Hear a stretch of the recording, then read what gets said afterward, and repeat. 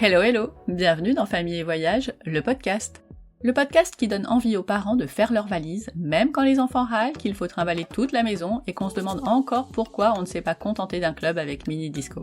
Ici on parle voyage en famille avec de vrais parents qui prouvent chaque semaine que oui, même petits, les enfants en profitent et s'en souviennent, et que non, on n'est pas fou de les emmener à l'autre bout du monde ou à 2 heures de chez nous, c'est bien aussi. Moi, c'est Stéphanie, maman de 2 grands ados, donc j'ai survécu aux crises dans l'avion, aux sandwichs oubliés dans le sac à dos, et oh, j'en ai marre de marcher, quand est-ce qu'on s'arrête ? Et malgré tout ça, j'adore voyager en famille. Tout le mois d'août, je vous propose une série spéciale été. Un épisode par jour, rien que ça, basé sur mes articles du blog Famille et Voyage, avec un petit coup de pouce de l'IA grâce à LM Notebook. Oui, même les robots aiment les vacances en famille. On commence fort avec une première semaine 100% Grèce. Athènes, Paros, le Péloponnèse, du soleil, de la feta, des routes en lacets, des plages incroyables, et des galères aussi. Sinon c'est pas drôle. Alors si ça vous plaît, abonnez-vous sur Apple Podcast, Spotify ou votre appli préférée, et parlez-en autour de vous, à votre cousine, votre voisine, ou ce pote qui pense qu'avec des enfants, on peut plus rien faire. Un grand merci à tous ceux qui le font, vraiment, ça aide le podcast à grandir et à faire voyager encore plus de familles. Allez, c'est parti pour l'épisode du jour.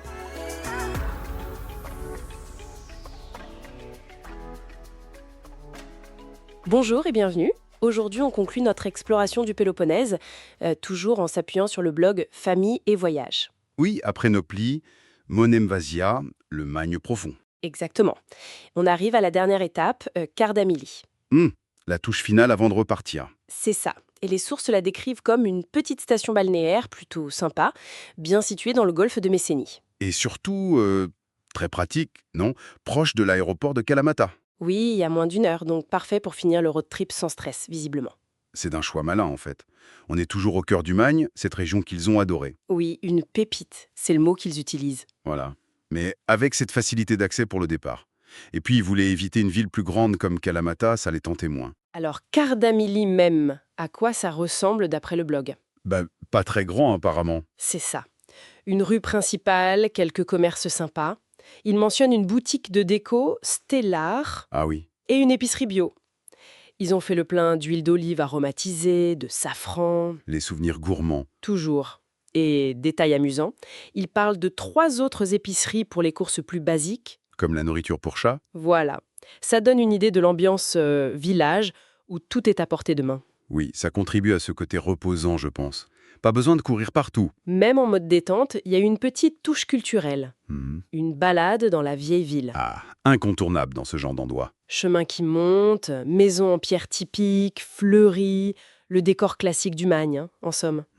Et là, anecdote mignonne, ils ont découvert des chatons cachés sous un bateau retourné. Adorable. Ça, c'est le genre de souvenir. Qui marque plus que la visite de la tour elle-même, apparemment. Ils sont arrivés à une tour, mais bon, Pas grand-chose à voir. voilà. L'entrée était gratuite ce jour-là, coup de bol. La machine à CB était en panne. Mais historiquement, ce n'était pas le point fort. C'est souvent ça en voyage, non ? L'expérience, l'atmosphère, une rencontre inattendue comme ces chatons, ça prime parfois sur le contenu historique pur. C'est le vécu. Tout à fait. Mais le vrai point clé de cette étape, ça semble être le logement. Le fameux craquage de fin de voyage. C'est ça. Une maison louée sur Airbnb avec piscine et vue sur mer. Bon, réservée à l'avance, mais quand même, un beau confort pour finir. Logique. Après un road trip, se poser dans un bel endroit, ça fait du bien. La maison n'était pas immense, ils partageaient la piscine avec des voisins, mais elle est décrite comme parfaite. 2 chambres, cuisine, Et la machine à laver ? le détail qui change tout en fin de parcours. Exactement. Le Graal. Même si elle a eu un petit souci, vite réparé par le propriétaire. Donc un bon choix pour ralentir le rythme, se détendre. Les couchers de soleil devaient être superbes de là. Apparemment, oui. Et qui dit détente en Grèce, dit plage. Leur jeu préféré, comme ils disent. Ils ont continué leur exploration des criques. Absolument. 2 plages sont mises en avant. D'abord, Phonias Beach. Ah oui, celle avec le gros rocher. Oui, un rocher plongeoir qui a fait le bonheur des enfants, et un autre rocher avec une arche, une grotte. Ils y sont même retournés, C'est bon signe, ça. même si la mer était plus agitée la 2e fois. Et l'autre plage, c'est Kardamilis Beach. Plus grande, celle-là. Gigantesque, d'après eux. Plage de galets aussi. Ils l'ont exploré à 2 endroits différents. Beaucoup d'espace, eau cristalline. Le classique du Magne, en somme. Oui, petite anecdote là aussi, un enfant s'est légèrement blessé au pied, Aïe, et c'est une famille nomade voisine qui avait tout ce qu'il fallait pour désinfecter. sympa. Ça rappelle l'utilité d'une trousse de secours, mais aussi cette solidarité entre voyageurs. Tout à fait. D'ailleurs, ils redisent le conseil, chaussures d'eau indispensables pour les galets, Et le parasol, j'imagine. Un classique. c'est ça. On passe à la nourriture. 3 jours, 3 restaurants testés. Alors, le verdict. Bilan mitigé. Pour le déjeuner, Aquarella a bien plu. Jolie terrasse, belle vue, plat simple mais bon, spanakopita, quiche. Genre d'endroit sympa pour une pause. Voilà. Par contre, pour le dîner, l'Hélas Taverna. Cadre magnifique, face à la mer, coucher de soleil, Mais mais la nourriture jugée décevante et chère. Dommage. Il note que l'endroit fait aussi hôtel. c'est le piège parfois. Le cadre ne fait pas tout. Exactement. Heureusement, le 3e essai était le bon. Élise Restaurant. Ah, celui-là, ils l'ont aimé. C'était le top du top. Près de la plage, jardin agréable sous les oliviers, plats délicieux, moussaka, viande grillée. C'est aussi un hôtel d'ailleurs. Comme quoi, il faut parfois chercher un peu. Et pour les pauses fraîcheur, il mentionne Lola Frozen Yogurt. Une bonne glace par 40 degrés, ça devait être bienvenu. Hein. Exactement. Ils ont même rapporté un tiramisu pour les enfants. Bon plan. D'autres petits moments sympas sont évoqués. Une flânerie sur le port d'Ajos Nikolaos. Joli avec ses datos colorés, j'imagine. Oui, et une glace de Varillanera pour accompagner. Et puis, il y a l'histoire du chat, Ah oui, Millie. Millie, la petite chatte abandonnée qu'ils ont un peu adoptée dans le jardin de la location. Ils l'ont nourrie, elle et un autre chat aux yeux bleus. C'est touchant. Ça arrive souvent en Grèce, ces rencontres avec les chats. Ils avaient très envie de la ramener. Et le truc fou, c'est que la famille française qui a loué la maison après eux Oui, a fait exactement pareil, l'a aussi appelée Millie et l'a reconnue sur une photo Instagram du blog. incroyable. Ça crée des liens inattendus, ce genre d'histoire. C'est plus qu'une simple anecdote, ça ajoute une vraie dimension émotionnelle au voyage. Carrément.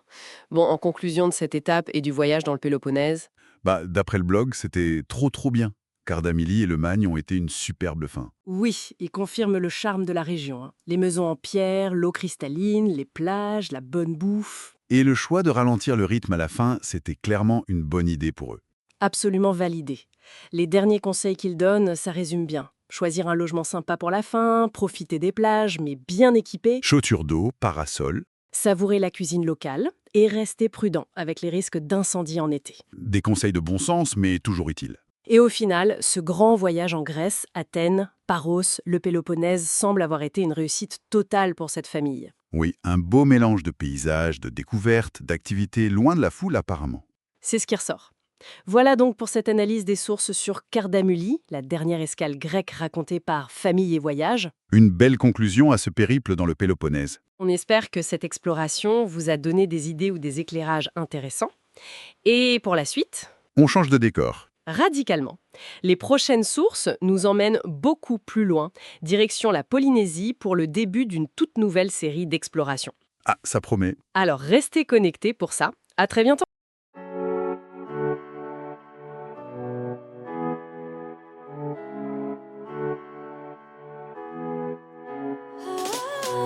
Voilà, merci d'avoir écouté jusqu'au bout.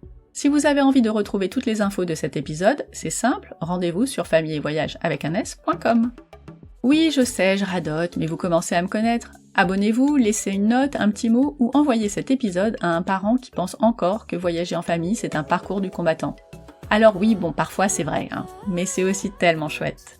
Si vous avez envie de papoter voyage, de poser une question, de proposer une destination ou un invité, retrouvez-moi sur Instagram à Famille et Voyage avec un S. Je réponds toujours avec plaisir. Sauf quand je suis dans l'eau, là, faut attendre un petit peu. À très vite pour le prochain épisode. D'ici là, prenez soin de vous, inspirez-vous et surtout, créez-vous de chouettes souvenirs en famille.